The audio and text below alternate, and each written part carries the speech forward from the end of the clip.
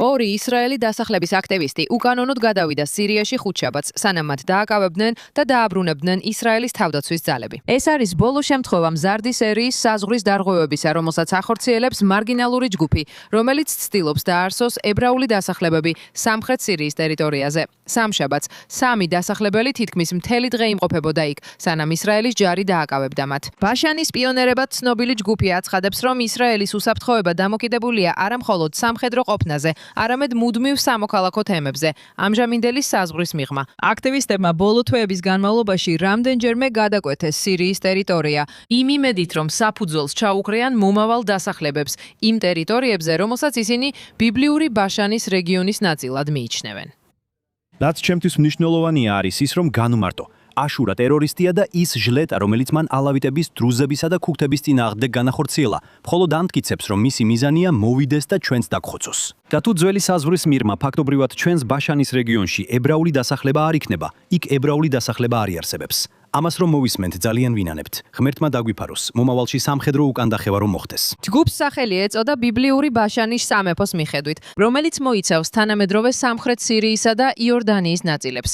წევრები აცხადებენ, რომ მათ აქვთ ისტორიული და რელიგიური უფლება ამ მიწაზე და ამტკიცებენ, რომ დასახლებები გააძლიერებს ისრაელის კონტროლს ამ რეგიონზე, ასევე შექმნის ბუფერს მომავალი თავდასხმებისგან. მათ ასევე დააკავშირეს თავიანთი კამპანია სირიის დრუსთა უმცირესობის დაცვასთან. მოითხოვეს, როგორც თავად აღწერენ, ჰუმანიტარული დერეფნის შექმნა დრუზებით დასახლებულ ტერიტორიებამდე.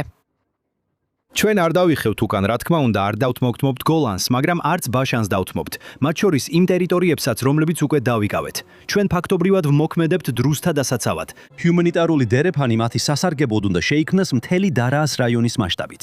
მთელი დარაას რაიონი. თაცბაშანთან მიმდებარე ტერიტორია, სადაც დრუზები ცხოვრობენ, უნდა გაიწმინდოს ჩვენი განადგურების მსურველი მტრებისგან და ამის ნაცვლად იქ უნდა განთავსდეს ებრაული დასახლებები. თუმცა ისრაელის სამხედრო ძალები არაერთხელ გადაუდგნენ აქტივისტებს. ისრაელის თავდაცვის ძალები აცხადებს, რომ სამოქალაქო პირების სირიაში გადასვლა ჯარისკაცებს ოპერაციული ამოცანებიდან აშორებს და არასაჭირო უსაფრთხოების რისკებს ქმნის. საზღვრის გადამკვეთები დაკავებულნი არიან და პოლიციას გადაეცნენ, თუმცა ცნობების მიხედვით ბრალდებები ჯერ არ წარდგენილა.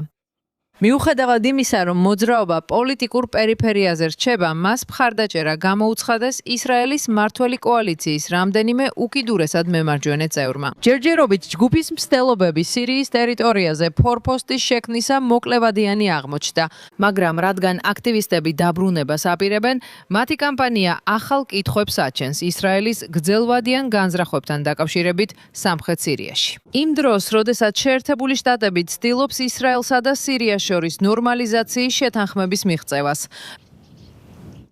ეხლა მინდა მივმართოთ ჩვენ საერთაშორისო საკითხების ანალიტიკოს დენ პერის, რომელიც ჩვენთან ერთად სტუდიაშია. რამდენად სერიოზულად უნდა მივიღოთ ეს მოძრაობა? ცხადია, ეს მარგინალური ჯგუფია. იცით, ეს პატარა ჯგუფია, მაგრამ ნამდვილად ხმაურიანია. აი, ირანის ადგილას რო ვიყო, ისრაელში აგენტებს დავიქირავებდი. ან მოვაჭრებს, ან სულელებს. ამის გასაკეთებლად. და ამით დავადასტურო ის შეშფოთება, რომელსაც ფილმ სოფრიოში ვისმენთ, სადაც არ უნდა წავიდე.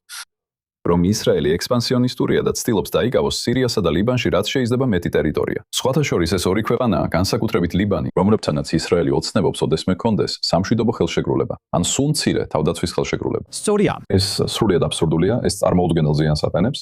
თავრობა ამას არ უწყობს ხელს, მაგრამ თავრობის ზოგიერთი მინისტრი პასიურად კი, მაგრამ მაინც ხელს უწყობს, შეიძლება არც ისე პასიურადაც კი, და მათ არ სჯიან კაცრად. ნებისმიერი ისრაელელი, რომელიც სირიაში არალეგალურად იმყოფება, ან ლიბანში შესაძლოა, უნდა დააკავონ ჩასვან სატვირთოში, დააბრუნონ ისრაელში და კანონის სრული სიმკაცვით გაასამართლონ.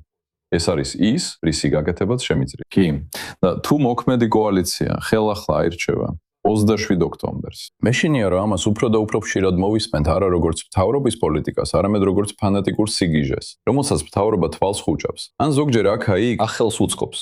და ეს არაფერია გარდა ზიანისა.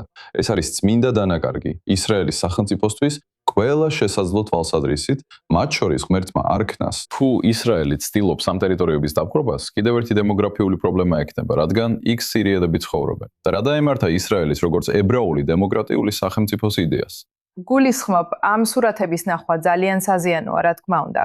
იცი, თუნდაც შენ და მე ვიცოდეთ, რომ ეს პატარა უკიდურესად რადიკალური ჯგუფია. ეს სურათები უკვე ვირუსულად ვრცელდება, ეს აშკარაა. ეს მტერს პროპაგანდისტვის მასალას აძლევს.